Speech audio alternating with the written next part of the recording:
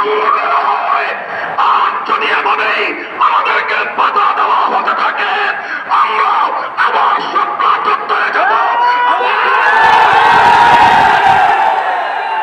আজকের এই কর্মসূচি থেকে ঘোষণা করতে চাই, আল্লামা জুনায়েদ বাবুনগরী, আল্লামা নূর হোসেন কাসেমী আজ কর্মসূচি ঘোষণা করেছেন।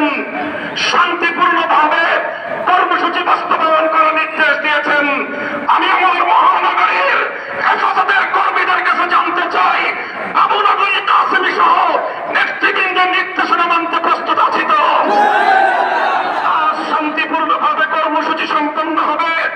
যদি এতে সরকারের কানে পানি না ঢুকে, আর যদি ফ্রান্সের রাষ্ট্রদূতকে তলব করে তাকে তীব্র নিন্দা জ্ঞাপন না করা হয়, আর যদি ফ্রান্সের পণ্য বয়কট না করা হয়, আগামী দিনে যদি কঠিন কর্মসূচি ঘোষণা করা হয়, ফ্রান্স দূতাবাসের এক একটা ইট ধসিয়ে ফেলা হবে।